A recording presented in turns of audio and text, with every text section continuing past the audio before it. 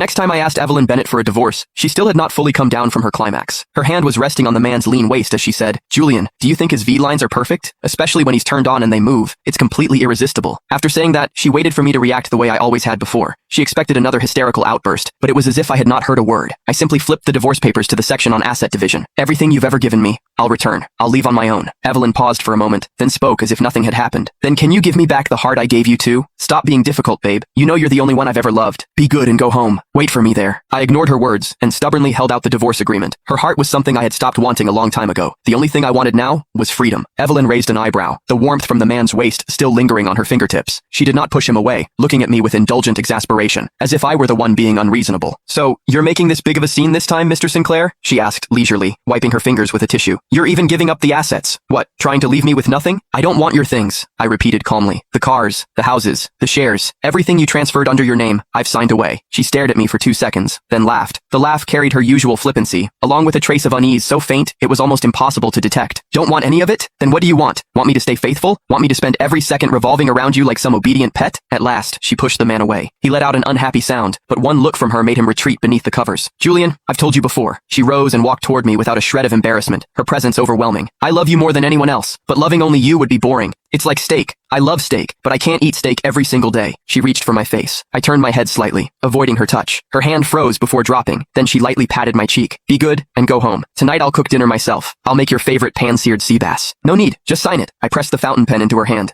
For the first time, Evelyn's careless expression faded. She stared into my eyes, searching for a crack in my composure, but found only her own unfamiliar reflection. "You're serious?" Her voice lowered with a dangerous edge. "When have I ever not been serious?" I asked. Something seemed to occur to her, and her expression shifted, but confidence quickly returned. She spread the agreement open, skipped the contents entirely, and signed the last page without reading a word. "Julian, I don't believe you'll actually leave me. There, signed." She pushed the papers back. "Don't forget dinner at Mom's tomorrow. She's been asking about you for weeks." With that, she turned back to the bed and bent down to whisper to the man, "Don't be scared. He'd never really divorce me. We've been together for 7 years. He hasn't held a job in all that time. How would he survive without me? Let's continue." I picked up the agreement and walked out. The moment the door closed, I heard the man complain softly, "Ms. Bennett, your husband is so scary." Evelyn laughed. "He can't live without me. It's been 7 years. He doesn't even have a job. How could he possibly survive on his own?" I tightened my grip on the agreement until my knuckles turned white. She had probably forgotten. 7 years ago, I was Seaport's youngest licensed senior architect. I was the one who gave up my career for her. I had absorbed too much pain, and a sharp pain twisted through my stomach. All these years, I spent my life taking care of everyone else, forgetting to take care of myself. My stomach was ruined by years of stress and neglect. I turned around immediately and knocked on the door, hoping Evelyn would take me to the hospital. Her cold laugh came from inside. "Weren't you acting so tough a minute ago? Now you're panicking? Wait, I'm not finished yet. Let me calm this one down first, then I'll deal with you." No matter how many times I knocked, she never answered again.